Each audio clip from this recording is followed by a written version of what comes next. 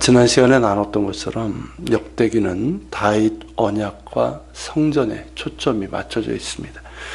그럴 까닭에 이 앞에 나오는 이 긴 족보에서도 유다의 다윗 왕조의 계보와 레위 지파의 계보에 강조점을 두고 있습니다.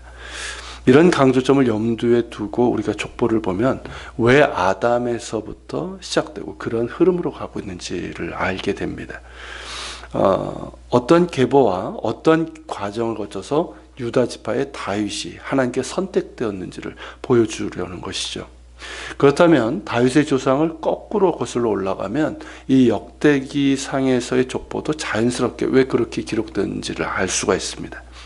자, 다윗은 유다 지파, 곧 유다의 후손이죠. 그리고 유다는 야곱, 이삭, 아브라함의 후손이고, 아브라함은 셈의 후손입니다. 셈은 노의 아들이고 그 위로는 아담으로까지 거슬러 가게 됩니다.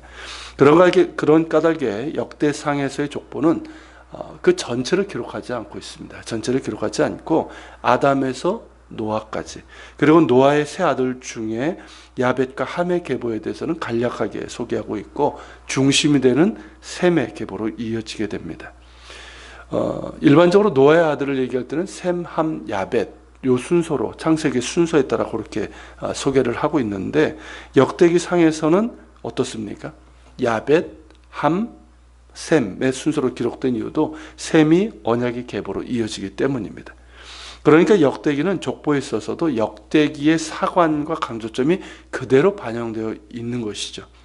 그러므로 우리가 역대기의 족보를 읽을 때는 단순히 이름들의 나열로 보지 않고 하나님의 선택과 언약이 어떤 흐름과 사건들을 통해서 다윗에게까지 이어졌는지를 봐야 됩니다. 그럴 때 족보는 언약의 역사가 될 수 있는 것이죠. 자, 아담, 노아, 셈으로 이어지는 계보는 아브라함에 이르러서 정점을 찍게 됩니다. 하나님께서 그를 택하셨고 언약을 맺으셨고 그의 아들 이삭의 후손을 당신의 백성으로 삼으시겠다고 하셨기 때문이죠. 그런 까닭에 아브라함과 사라의 조급함과 불안 때문에 얻은 아들 이스마엘의 계보에 대해서는 간략하게 소개하고 있고, 그러면서 이제 여러 민족이 나왔다는 것이죠. 그리고 이삭의 쌍둥이 아들 역시 그 언약이 야곱을 통해서 이어지기 때문에 에서의 계보에 대해서는 개괄적으로 소개하고 있습니다. 그러면서 하나님께서 이스마엘에게도 복을 주셔서 그들의 후손이 어떻게 퍼졌는지를 보여주고 있고, 에서의 경우도 그의 자손이 어떻게 퍼졌으며 특별히 하나님께서 그들에게 허락하신 땅, 곧 에돔을 다스린 왕들에 대해서 소개하고 있습니다.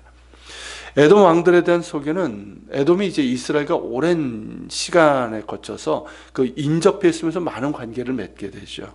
그런 까닭에 지면을 할애하여 소개하고 있는 겁니다.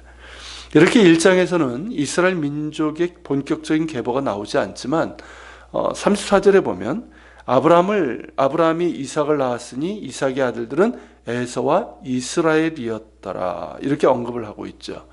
그래서 야곱이라는 이름 대신에 야곱 강가에서 하나님께서 야곱에게 주신 새로운 이름인 이스라엘로 대신해서 나오고 있습니다. 이런 야곱의 새 이름이 장차 한 민족의 이름이 되기도 하지만 하나님의 선택과 언약이 누구로 향했는지를 서론적으로 보여준다고 할 수 있습니다. 그런 까닭에 에서의 계보는 1장 말미에 간략하게 소개되어 있지만 이스라엘, 곧 야곱의 계보는 2장부터 7장까지 길고 자세하게 소개되어 있습니다. 본격적인 역대기적인 족보는 이제 2장부터 등장하지만 존슨이라는 학자가 지적한 것처럼 이런 얘기를 했어요. 족보는 역사 속에서 하나님의 목표를 향해 가는 운동에 대한 인식이다, 이런 얘기를 했어요. 그러니까 역사 속에서 하나님의 목표를 향해 가는 운동에 대한 인식이다. 어떤 의미인지 좀 이해가 되십니까? 즉 지난 시간과 오늘도 앞서 말씀드린 것처럼 인간의 역사 가운데서 하나님께서 어떻게 당신의 뜻을 이루어 가셨는지를 보여주는 구속사적인 의미와 하나님 나라를 향해서 나아가는 거대한 운동력이 있다는 거죠. 그것을 우리가 족보를 통해서 볼 수 있다는 거예요. 그것을 볼 수 있다면 족보는 지루한 이름들의 나열이 아니라 하나님 나라의 복음이고, 이스라엘과 다윗을 뛰어넘어서 예수 그리스도와 그분 안에서 하나님의 백성이 된 모든 믿는 자들에게까지 이어지는 거대한 구원의 물줄기라는 것을 깨닫게 됩니다. 그래서 족보는 그 자체로 의미가 있고 하나님의 말씀이고 우리에게도 의미 있는 복음입니다. 장차 우리가 주님 앞에 서게 될 때 우리는 하나님의 백성이 된 우리들의 이름을 하늘의 족보, 곧 생명책에서 이 성경에 나온 많은 사람들의 이름과 함께 보게 될 것입니다. 기도하겠습니다. 오늘 말씀 기억하면서 기도합시다. 주님, 우리가 역대기 족보를 보고 있는데 우리에게도 아직도 낯선 이름이고 그 의미를 우리가 잘 모르고 있지만 이것이 하나의 어떤 족보가 아니라 인간의 역사 가운데서 하나님께서 어떻게 당신의 뜻을 이루어 가셨는지를 볼 수 있는 눈이 열리게 해주시고, 그래서 족보 자체가 하나님 나라의 복음이 되고 또 그 거룩한 계보를 통해서 예수 그리스도 안에서 우리에게 이어진 그 계보임을 우리가 기억하면서 그에 합당한 삶을 살아갈 수 있도록 도와주시옵소서.